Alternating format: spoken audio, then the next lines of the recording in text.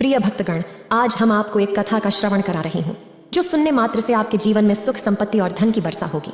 तो चलिए कथा को प्रारंभ करते हैं। माता पार्वती भगवान शिव से कहते हैं, हे प्राणनाथ, पृथ्वी लोक पर लोग कहते हैं आप जैसा काम करोगे वैसा ही परिणाम मिलेगा, जैसी करनी वैसी भरनी। लेकिन मेरा एक सवाल है आपसे, हे प्राणनाथ, क्या आप इस पर यकीन करते हैं कि जैसा आप काम करेंगे वैसा ही आपको परिणाम मिलेगा? तब भगवान शिव कहते हैं कि आप में ज्यादातर के मन में यह सवाल उठता है कि इसमें नई बात क्या है। यह सत्य है कि आप जैसा काम करेंगे वैसा ही परिणाम प्राप्त करेंगे। फिर माता पार्वती कहती है, लेकिन एक बार विचार करें, क्या आप इस सवाल का स्पष्ट उत्तर दे सकते हैं? फिर भगवान शिव कहते हैं, लेकिन कहीं ना कहीं आपके मन में संदेह हो रहा है कि क्या यह सच है या फिर यह झूठ है, क्योंकि आपने अपने आसपास बहुत सारे भक्तों को देखा होगा जो बहुत अच्छे काम करते हैं, बहुत अच्छे स्वभाव वाले होते हैं। अगर आप यह कहानी सुन रहे हैं तो पूरा सुनिए। इस कथा को आधा अधूरा छोड़कर जाने की गलती मत करिएगा, क्योंकि इस पवित्र कथा को पूरा सुनने से मनचाहा फल की प्राप्ति होगी। इसलिए इस कथा को पूरा सुने। आप शिव भक्त हैं तो भोलेनाथ का अनादर ना करें, वे हमेशा परेशान रहते हैं।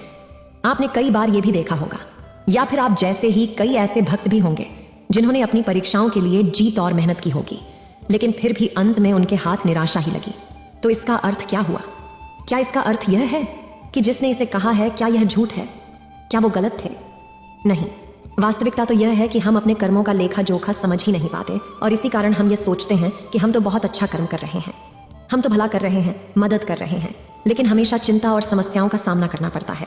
फिर भगवान शिव कहते हैं कि आज मैं आपको एक कहानी के माध्यम से साझा कर रहा हूँ, जिससे आप समझेंगे कि कर्मों का खेल मनुष्य के जीवन पर कैसा प्रभाव डालता है।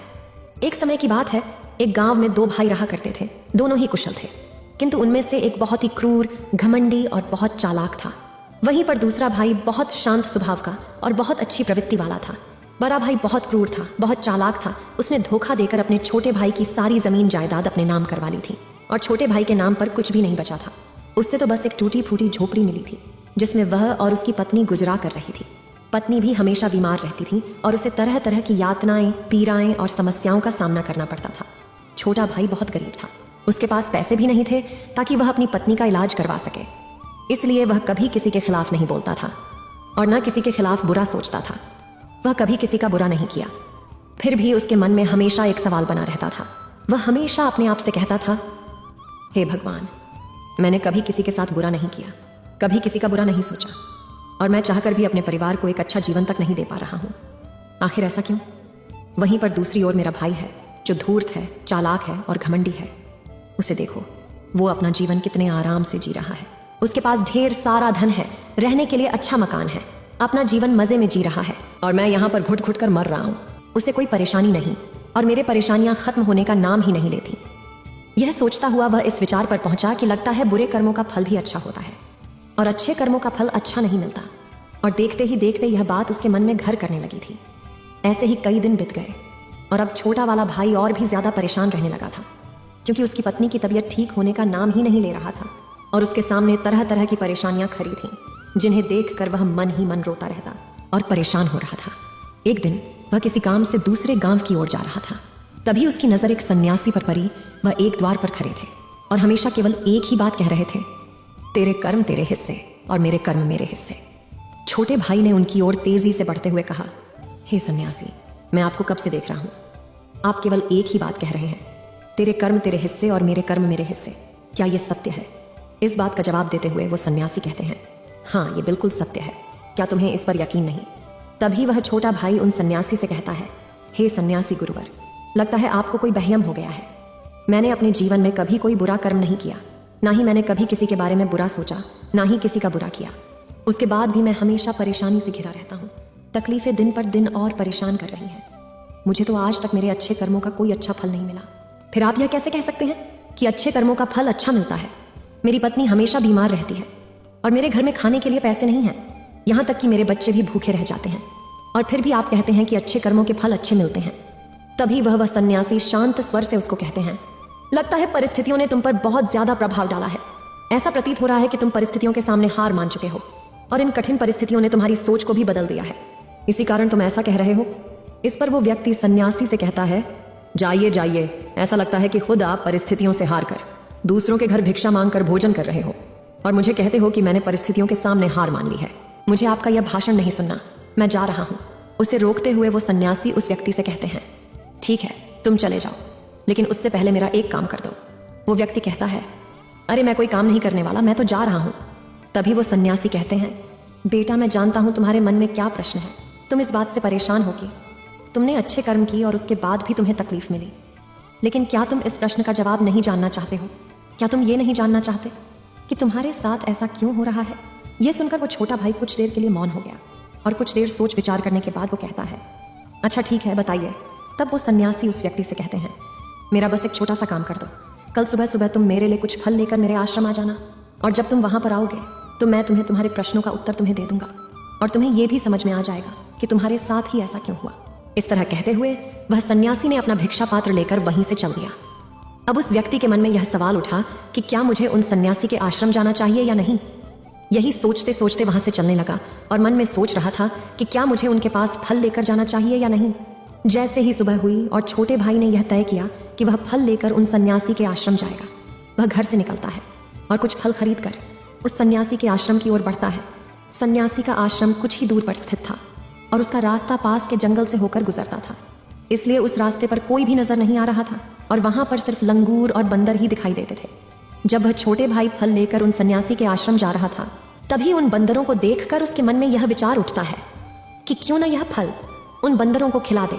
लेकिन तभी उससे याद आता है कि उस सन्यासी ने उसे वो फल आश्रम लाने को कहा है, इसलिए वह जैसे तैसे अपने मन को मनाकर उन सन्यासी के आश्रम की ओर चल पड़ता है और देखते देखते कुछ देर में उस सन्यासी के आश्रम पहुंच जाता है। वह व्यक्ति उस सन्यासी को प्रणाम करके उनसे कहता है, ये देखिए मैं आ गया, और जैसा कि आपने कहा था कुछ फल लेकर आना, तो मैं अब फल लेकर आ गया। अब तो मुझे बता दीजिए कि आखिर मेरे साथ ही ऐसा क्यों होता है। तभी सन्यासी मुस्कुराते हुए उस व्यक्ति से कहते हैं, बताता हूँ, लेकिन उससे पहले तुम मेरे एक सवाल का जवाब दो। तब जब तुम मेरे आश्रम की ओर आ रहे थे और जब तुम्हारे मन में यह ख्याल आया कि तुमने उन बंदरों को यह फल क्यों नहीं खिलाया, तब वो व्यक्ति हैरान था। उसको समझ में नहीं आ रहा था कि आखिरकार उसके मन की बात वह कैसे जान गया और उस सन्यासी को कैसे पता चला। तब वो व्यक्ति अपने हाथ जोड़कर उन सन्यासी से कहता है, हे सन्यासी गुरुदेव, ये बात तो मेरे मन में चल रहा था। वह व्यक्ति कहता है, बेटा जरूरी ये नहीं कि मुझे ये बात कैसे पता चली, जरूरी तो यह है कि तुमने उन बंदरों को यह फल क्यों नहीं खिलाया। वो व्यक्ति कुछ देर के लिए सोच में पड़ गया और उसने हड़बड़ाते हुए उन सन्यासी को जवाब दिया कि हमने आपके लिए वह फल बचा कर ले आए, क्योंकि आपने मुझे ये फल लेने के लिए कहे थे। तब सन्यासी कहते हैं, जिस तरह एक बछड़ा हजारों गायों में से अपनी माँ को ढूंढ ही लेता है, ठीक उसी प्रकार कर्मकर्ता को ढूंढ ही निकालता है। जैसे कि ये कर्म मेरे हाथों से ही लिखा था कि मैं ही इन बंदरों को ये फल खिलाऊंगा, इसलिए तुम ये फल उन बंदरों को ना खिला सके और ये फल तुम मेरे पास लेकर आए। इतना कहकर उस सन्यासी ने वह फल उन बंदरों को खिलाना शुरू कर दिया। लेकिन वह व्यक्ति अब तक उन सन्यासी की बात का मतलब नहीं समझ पाया था। वह फिर उस सन्यासी से कहता है, हे सन्यासी गुरुदेव, आप क्या कहना चाहते हैं?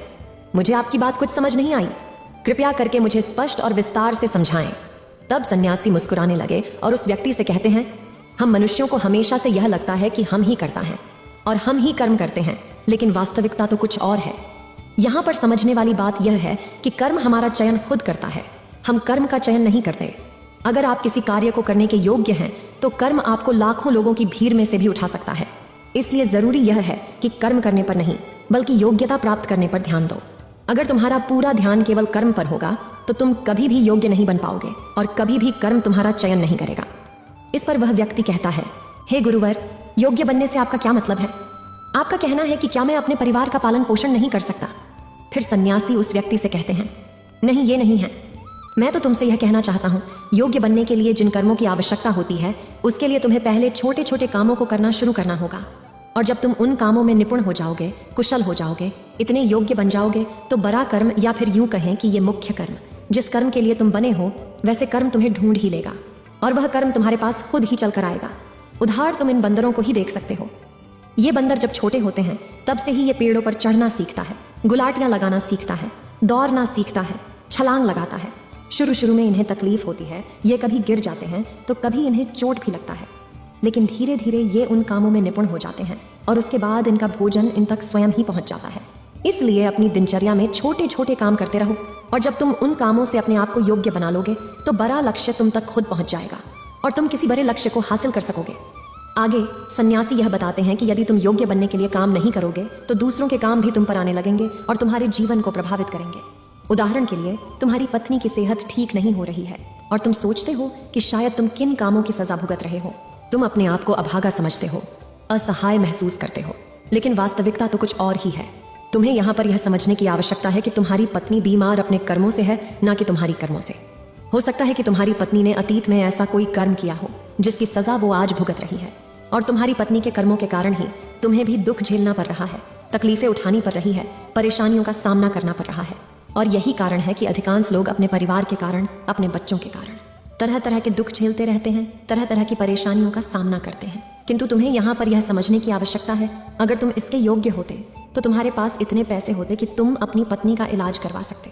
और यह भी हो सकता था कि अगर तुम योग्य होते तो तुम्हारा विवाह किसी दूसरी महिला के साथ होता जो सुखमय होती, लेकिन तुम उस योग्य थे ही नहीं, और इसी कारण से तुम अब दुखों में डूबे हुए हो। किंतु अब तक कुछ भी नहीं बिगड़ा है। अगर तुम फिर से योग्य बन जाओ तो दूसरों के कर्म तुम पर कभी भी प्रभावित नहीं कर पाएंगे। आगे सन्यासी ने उस युवक को चेतना दिया और कहा, मेरी एक बात हमेशा याद रखो, तुम्हें वह नहीं मिलता जो तुम चाहते हो, परंतु तुम्हें वह मिलता है जो तुम्हारा कर्म होता है, जिसके तुम योग्य हो। इसलिए कर्म करने से ज्यादा योग्य बनने पर ध्यान दो, अपनी योग्यता बढ़ाओ। केवल कर्म का फल पाने के लिए कर्म मत करो, और फिर तुम कभी भी इन परेशानियों से निकल नहीं पाओगे। वह व्यक्ति उस सन्यासी के सामने दोनों हाथ जोड़कर उनसे कहता है, हे सन्यासी गुरुवर, आप हमेशा योग्य बनने की बातें कर रहे हैं, किंतु आप ये नहीं बता रहे हैं कि मैं अपनी योग्यता को किस तरह से बढ़ाऊं ताकि मेरा कर्म मुझे ढूंढ ले। तभी सन्यासी उस व्यक्ति से कहते हैं, ये तो बड़ा ही सरल है, फिर भी लोगों के लिए ये बहुत कठिन हो जाता है। सबसे पहला उपाय यह है कि जो भी कर्म तुम कर रहे हो उस कर्म को करके भूल जाओ। अर्थात जो भी कर्म तुम कर रहे हो उसे याद ना रखो, उसे भूल जाओ।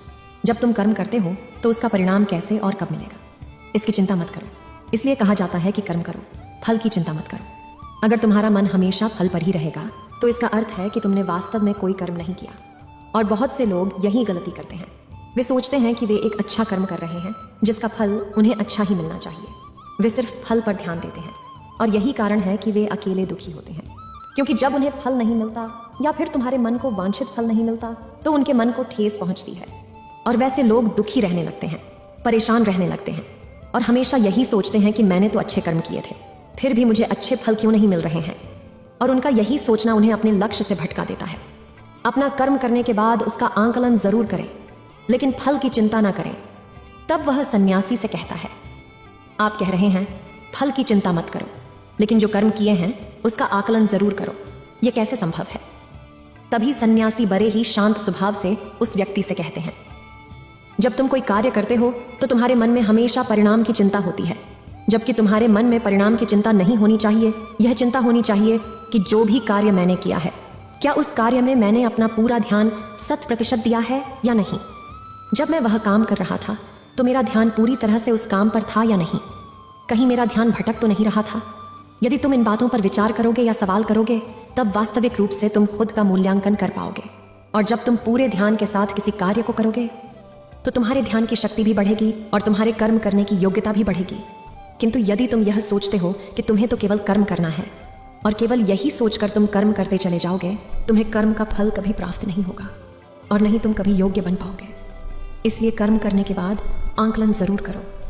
ये देखो कि जब तुम वो कार्य कर रहे थे तब तुम्हारा ध्यान, तुम्हारा शरीर, तुम्हारा मन पूरी तरह से उस काम पर था या नहीं। तभी वह व्यक्ति एक बार फिर उस सन्यासी से प्रश्न करता है और कहता है, हे सन्यासी गुरुवर, आप सही कहते हैं कि जब हम कोई काम करते हैं तो हमें उस काम पर पूरा ध्यान देना चाहिए, लेकिन मेरे काम करते समय मेरे मन में विभिन्न विचार आते हैं और मेरा मन विचारों में लिप्त हो जाता है।